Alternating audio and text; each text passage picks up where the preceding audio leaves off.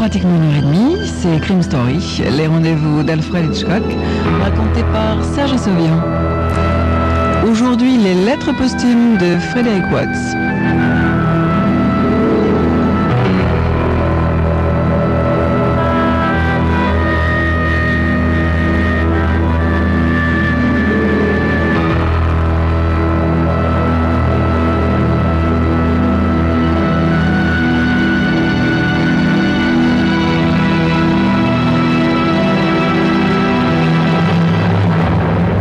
La logique nous autorise à penser que la pire des choses qui puissent nous arriver dans cette vallée de larmes est la mort, n'est-ce pas?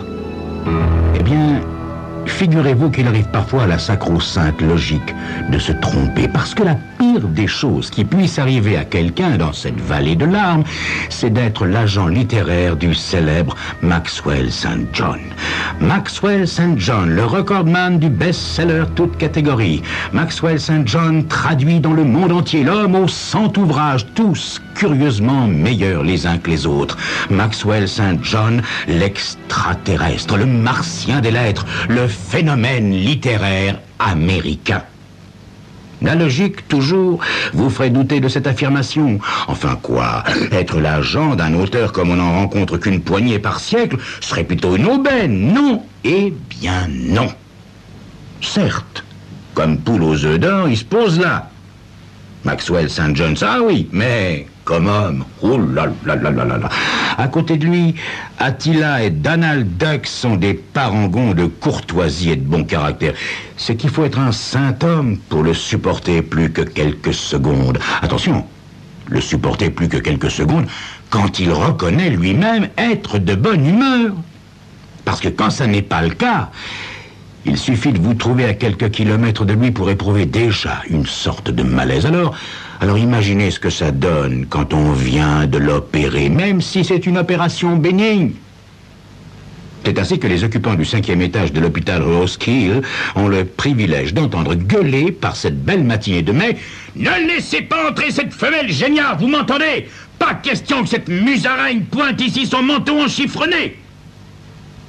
Maxwell St. John abat son poing sur la table de malade au risque de briser les assiettes et les tasses qui s'y trouvent. « Si j'entends ne serait-ce que respirer cette femme, je fais sauter mes points de suture, c'est compris ?» Alicia, la garde malade, enlève la tablette en silence. « Ça vous choque peut-être, mademoiselle, hein ?» La jeune femme hausse les épaules. « Si ça vous choque, dites-le, mademoiselle, au lieu de m'accabler de ce silence de moralisatrice outrée. » La jeune femme se contente de renifler, faisant déborder le vase de fiel. Mais bon Dieu, existe-t-il sur Terre une femme qui ne renifle pas? Une femme qui ne reniflerait jamais? Alicia se retourne lentement et, les yeux légèrement humides, le foudroie. Après tout, Saint John ou pas, c'est un opéré comme les autres, et c'est pas ce macho lettré qui va faire la loi ici.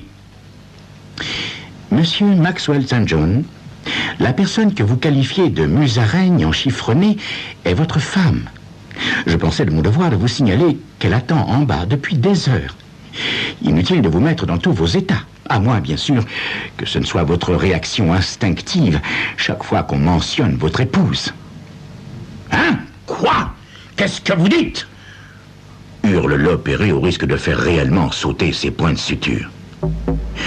Je pense qu'il serait prudent d'appeler le docteur, fait Alicia avec un imperceptible sourire. Appelez le docteur? Ce médicastre, plutôt crevé, ne faites pas ça!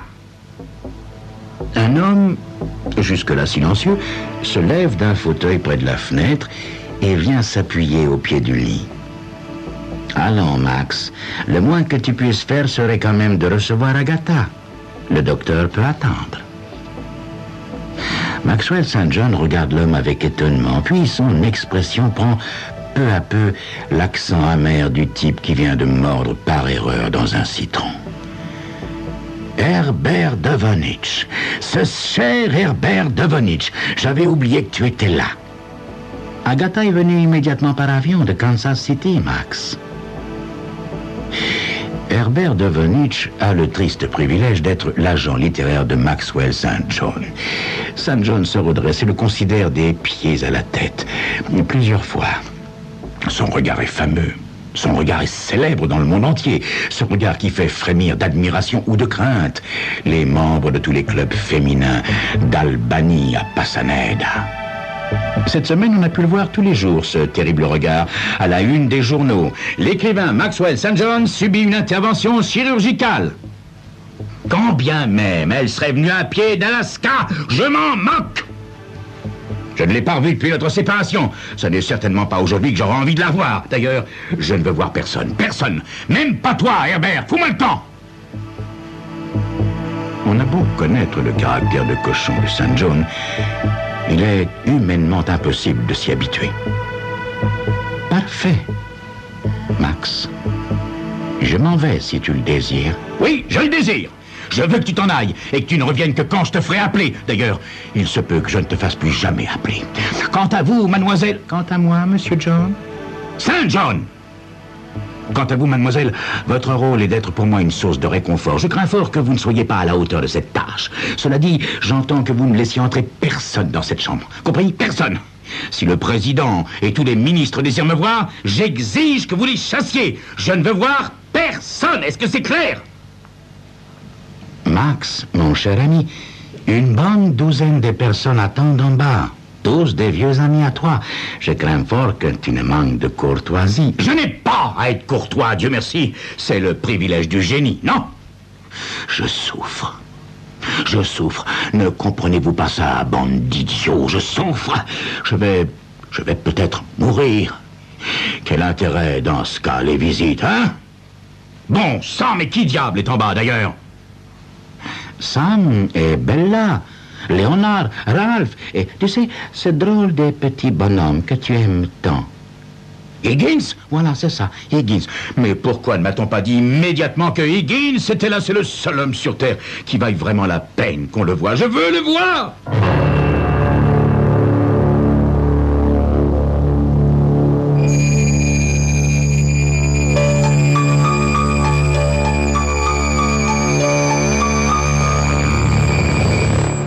Qui pourrait croire, en effet, que Maxwell St. John, le type le plus insupportable de l'histoire humaine, est un ami? Dans ce cas, quel est cet ami? Quel est cet homme? Certainement pas n'importe qui, comme vous allez le voir dans quelques instants.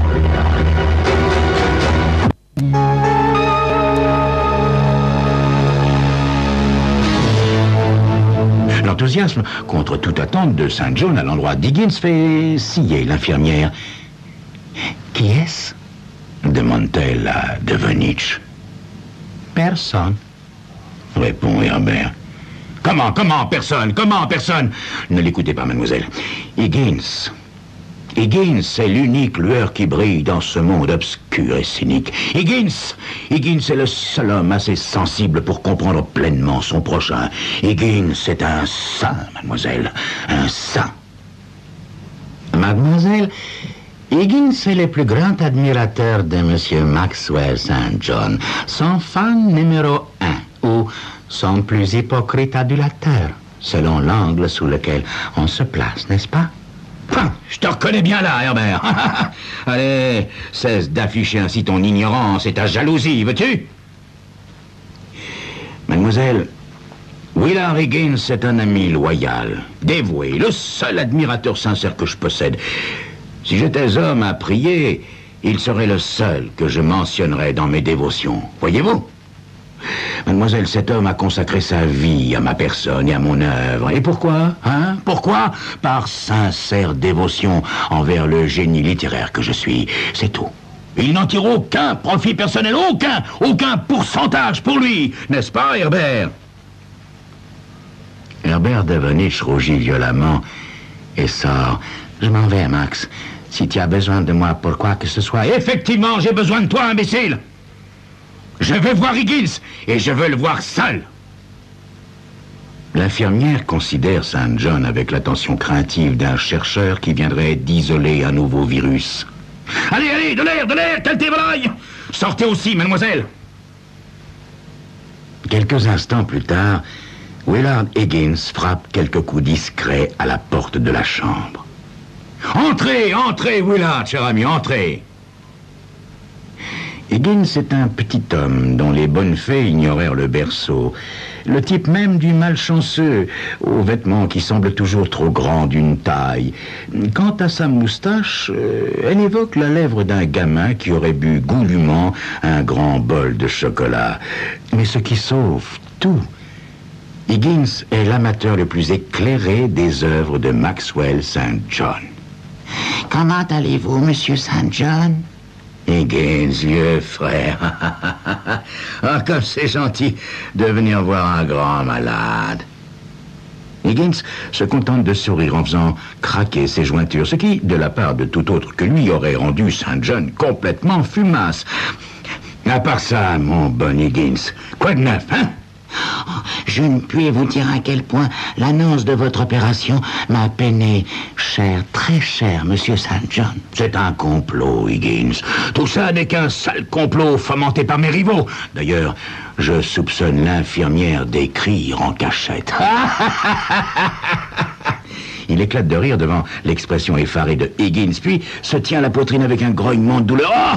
Willard, mon bon Willard, si tu savais, ils m'ont enlevé le meilleur de moi-même, oui, ils m'ont enlevé mon cœur, comme s'il n'existait aucun donneur pour m'en fournir un aussi généreux.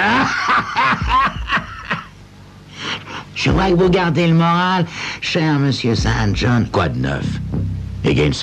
Eh bien, dis-moi, où en est l'association des amis de Maxwell St. John?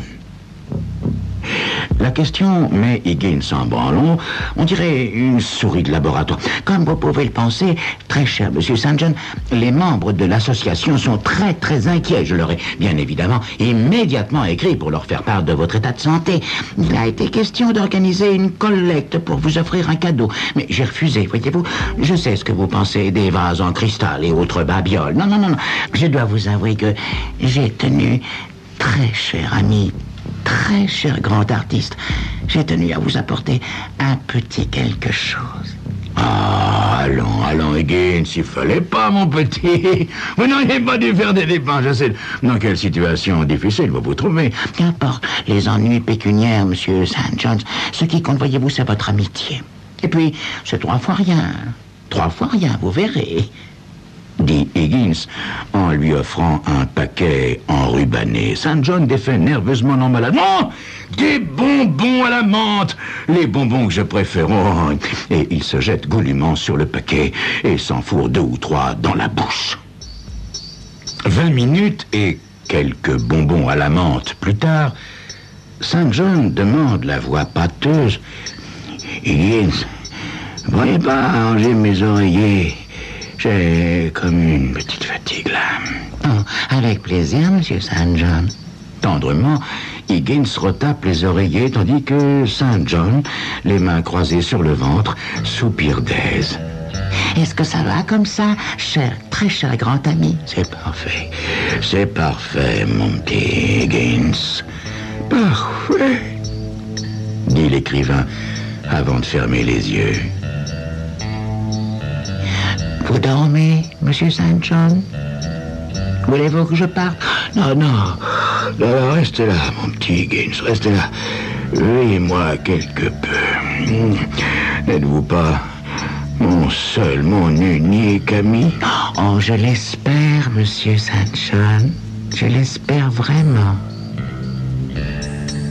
Quand la respiration fait place à des ronflements, Higgins s'empare d'un des oreillers qu'il avait déposé sur un fauteuil et l'applique sur le visage de Maxwell St. John en appuyant de toutes ses forces.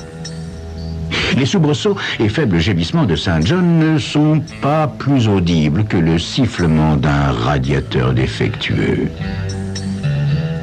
Une demi-heure plus tard, Higgins se précipite dans le couloir en criant « Une infirmière! Vite, une infirmière! C'est affreux, mon Dieu, vite, une infirmière !»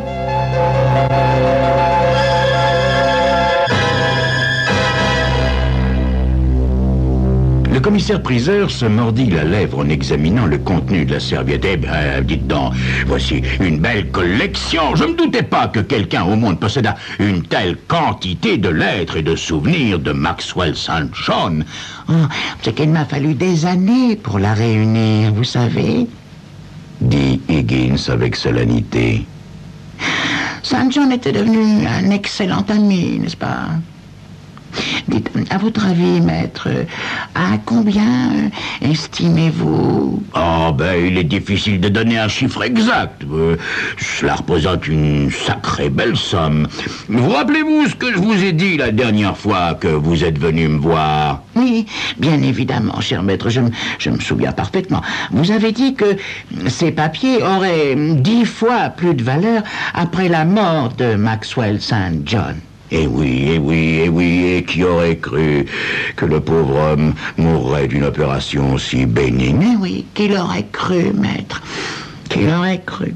En tout cas, pas lui. Conclut Higgins avec un sourire peiné.